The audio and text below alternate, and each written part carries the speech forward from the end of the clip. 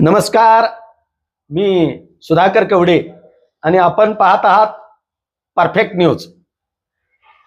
श्रोते हो, गेली 4-5 दिवसामध्ये पंढरपूर तालुक्यामध्ये जिल्हा परिषद आणि पंचायत समितीच्या राजकारणामध्ये प्रचंड अशा प्रकारच्या राजकीय घडामोडी घडून गेल्या. पक्ष सोडणं, नव्यानं पक्षाची सूत्र ताब्यात घेणं आणि पक्षप्रवेश या अनेक घडामोडीमुळं मागील 4 दिवसामध्ये या तालुक्यातील राजकीय वातावरण पूर्णपणानं ढवळून निघालेलं होतं. कल्याणराव काळे, गणेश पाटील आणि युवराज पाटील हे तसे काँग्रेसच्या विचारसरणीचे कार्यकर्ते, परंतु त्यांनी ऐन निवडणुकीच्या कालावधीमध्ये एनसीपीची साथ सोडत भारतीय जनता पार्टीचा झेंडा खांद्यावर घेतला. या घटनेचं नेमकं पडसाद तालुक्यामध्ये काय उमटलं, या राजकीय घडामोडीमुळं कुठल्या नेत्यानं काय कमावलं आणि काय गमावलं याचा लेखाजोखा मांडण्याचा हा छोटासा प्रयत्न. तर गेल्या अनेक दिवसापासून पंढरपूर तालुक्यामध्ये सुधाकर पंत परिचारक आणि कैलासवासी औदुंबर अण्णा पाटील यांच्या विचारानं काम करणारा घटक, असे 2 गट प्रामुख्याने गेल्या अनेक वर्षापासून राजकारणात सक्रिय आहेत. त्याचाच एक भाग म्हणून कैलासवासी वसंतदादा काळे यांच्या कालावधीमध्ये औदुंबर अण्णा पाटील यांच्या विचारानं काम करणाऱ्या गटाला विठ्ठल परिवार हे नाव मिळालं. तर स्वर्गीय सुधाकर पंत परिचारक यांच्या नेतृत्वाखाली काम करणाऱ्या गटाला पांडुरंग परिवार अशा प्रकारचे नाव मिळालं.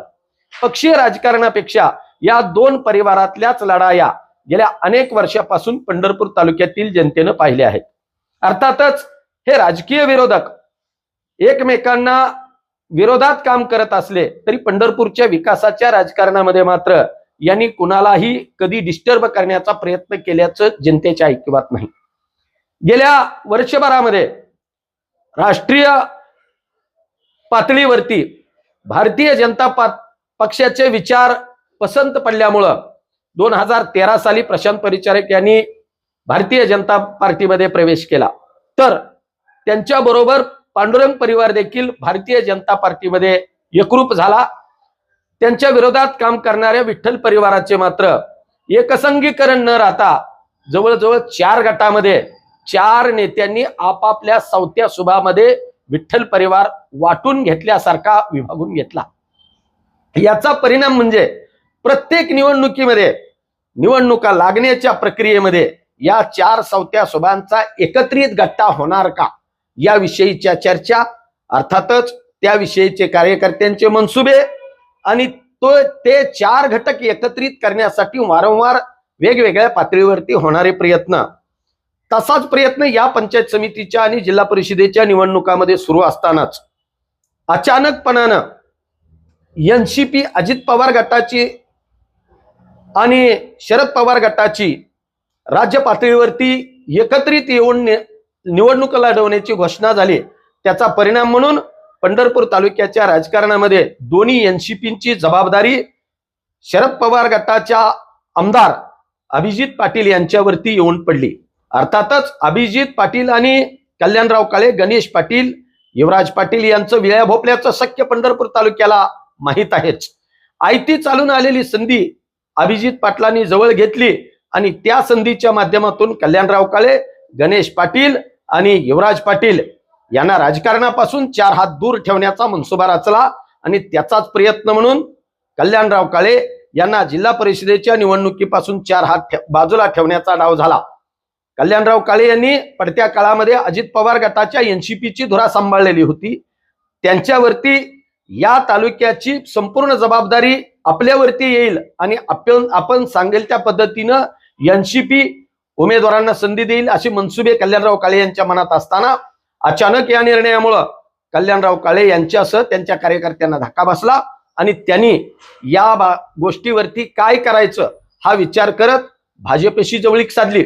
त्याच वेळेला भारतीय जनता पार्टीमध्ये सक्रिय असणाऱ्या प्रशांत परिचारक यांनी सावध भूमिका घेत तालुक्याच्या राजकारणामध्ये महत्वाचे घटक समजल्या जाणाऱ्या गणेश पाटील, कल्याणराव काळे यांनी आपलंसं करण्याचा प्रयत्न केला आणि आपल्या भारतीय जनता पार्टीमध्ये सामावून घेतलं. हा निर्णय प्रशांत परिचारक यांच्या जबाबदारीवरती झाला असला तरी देखील त्यांनी मात्र या गोष्टीचं श्रेय स्वतःकडे घेतलं नाही.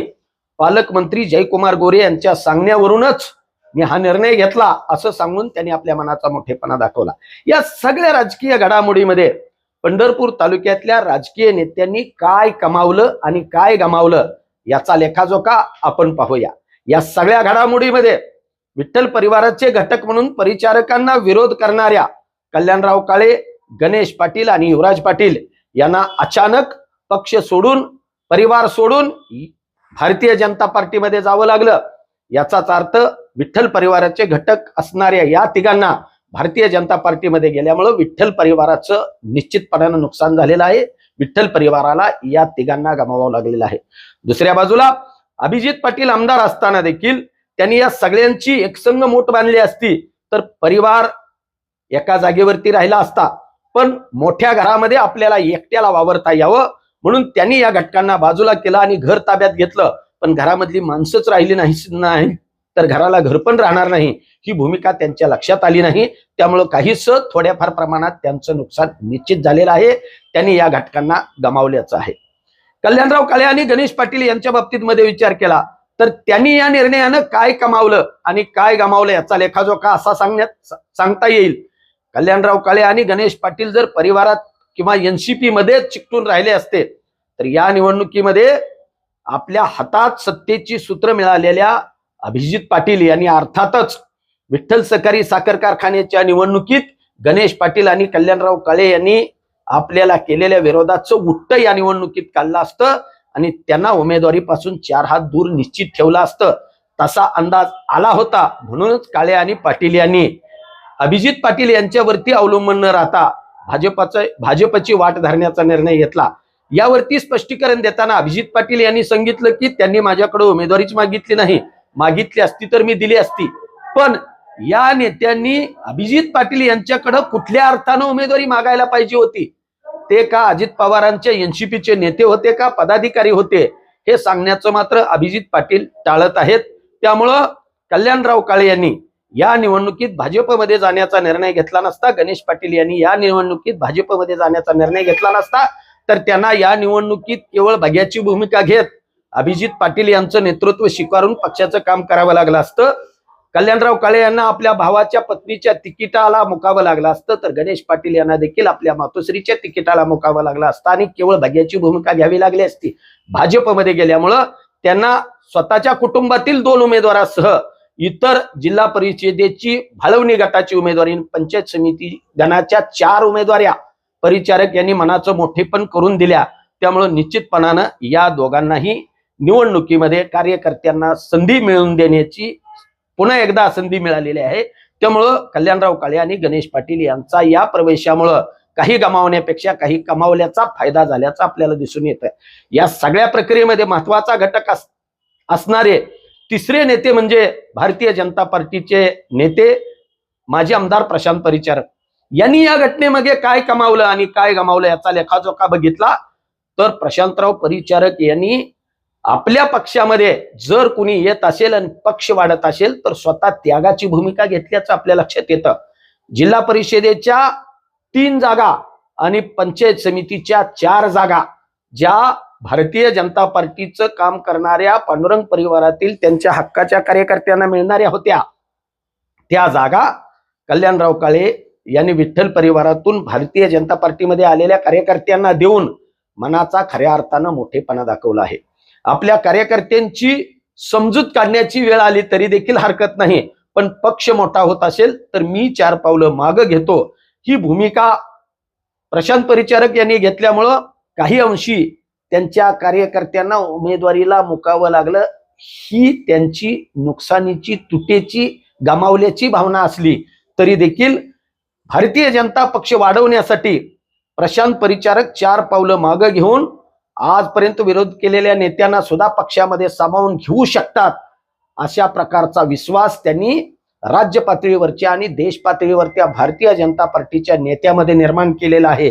ही प्रशांतराव परिचारक यांच्या जमेची बाजू आहे. अर्थातच प्रशांतराव परिचारक यांनी स्वतःपेक्षा पक्ष महत्वाचा म्हणून या आजपर्यंत विरोध केलेल्या तिन्ही घटकांना भारतीय जनता पार्टीमध्ये घेऊन आपला पक्ष मोठा केला आहे. आज पंढरपूर तालुक्याच्या राजकारणामधील डोकी मोजली तरी देखील प्रशांत परिचारक यांच्या बरोबर असणाऱ्या लोकांची डोकी जास्त आहेत आणि पक्ष मोजला तरी देखील भारतीय जनता पार्टी हा पंढरपूर तालुक्याच्या राजकारणातला एक सक्षम पक्ष दिसून येणार आहे. आणि येत्या जिल्हा परिषदेच्या निवडणुकीमध्ये या सगळ्या घडामोडीचा नेमका परिणाम काय होणार आहे हे मात्र जिल्हा परिषद आणि पंचायत समितीच्या निकालानंतरच स्पष्ट होणार आहे. या सगळ्या घडामोडी आम्ही आपल्यापर्यंत पोहोचवण्याचा प्रयत्न करणार आहोत. तोपर्यंत पाहत रहा परफेक्ट न्यूज. धन्यवाद.